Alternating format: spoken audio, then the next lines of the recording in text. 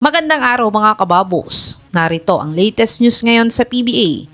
Coach L.A. Tenorio nagsalita na tungkol sa pagtatalo nila ni The Beast last Sunday. Converge magpapalit na ng import ngayong conference. At Benny Boatwright may good news sa SMB at Gilas fans.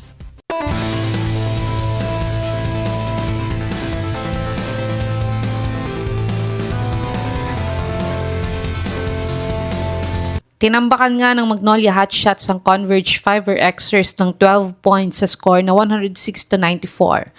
At ang best player of the game ay si Xavier Lucero na nagtala ng 17 points, 14 rebounds at siya ay 4 out of 9 sa field goal made niya sa kanilang panalo.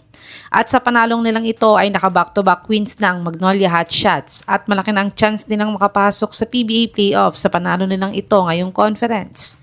Pero ang highlights nga ng larong ito ay ang pagtatalo ni Coach L.A. at Calvin Abueva. Ayon nga kay Coach L.A. ay Calvin is being Calvin at kahit noong magkalaban pa lang daw sila parehas ay ganyan na daw talaga ang ugali niya na kapag nairita ka ay talo ka kay The Beast. Sa tingin mga kababos, ipapatawag kaya ulit si The Beast ni Kume sa ginawa niyang ito?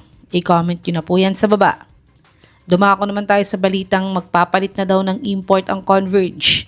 Natalo nga ulit ang Converge kontra sa Magnolia after nilang masnap ang 5-game losing streak nila kontra sa Titan last Wednesday.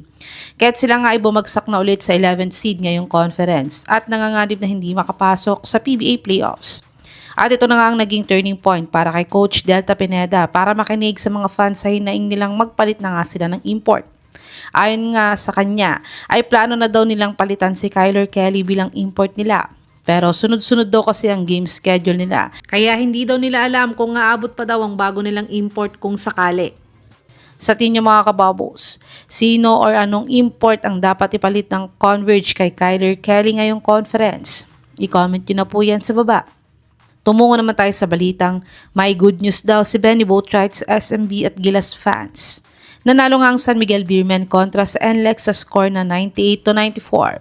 At ang best player sa larong ito ay ang comeback import nilang si Benny Boatwright na nagtala ng 41 points, 11 rebounds at 3 out of 5 siya sa 4 points area sa kanilang panalo.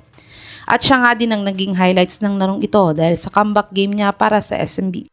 At dagdag pa nga ni Benny ay may good news nga siya sa SMB at Gilas fans. Ayon nga sa kanya ay may isang hearing na nga lang daw sila para sa naturalization niya para sa Gilas at after nga nito ay ganap na siyang bagong Gilas Pilipinas naturalized player.